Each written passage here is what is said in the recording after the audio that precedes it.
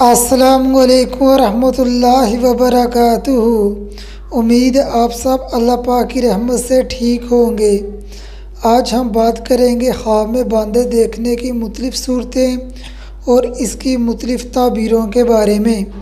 अगर कोई ख्वाब में देखे बांदर इसका ताबेदार है, इसका फरमाबरदार है, दलील है साहिब ख्वाब अपने दुश्मन पर गालिब आएगा और इसका दुश्मन इसका फरमाबरदार होगा।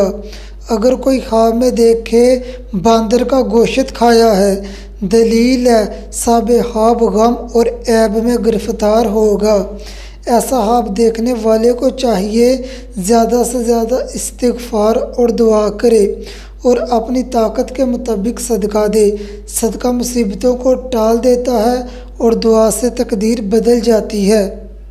और अपना ये ख्वाब किसी से बयान ना करे। अगर कोई ख्वाब में देखे बांदर से लड़ा है और बांदर से डर गया है, दलील है साहिब ख्वाब बीमार होगा और शफा पाएगा।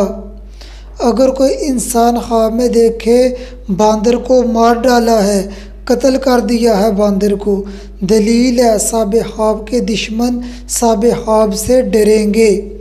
अगर आप मेरे चैनल पर पहली बार आए हैं और मेरे चैनल को सब्सक्राइब नहीं किया तो मेरे चैनल को सब्सक्राइब करें और साथ लगे बेल आइकन को प्रेस करें ताकि मेरी आने वाली हर नई वीडियो आपको बर वक्त मिलती रहे। अगर कोई ख्वाब में देखे बांदर या बांदरिया इसके घर आया है, दलील है साहिब ख्वाब पर कोई औरत जादू करेगी। ऐसा ख्वाब देखने वाले को चाहिए सुबह और शाम के अज़कार पाबंदी से करे। ख्वाब में बंदरिया देखना इस बात की अलामत है कि साहिब ख्वाब फसादी और जादूगर औरत का सामना करेगा। अगर आपने कोई ख्वाब देखा है और इसकी ताबीर जानना चाहते हैं तो मुझे कमेंट करें। अगली वीडियो में मिलते हैं, तब तक अपनी दुआओं में याद रखना।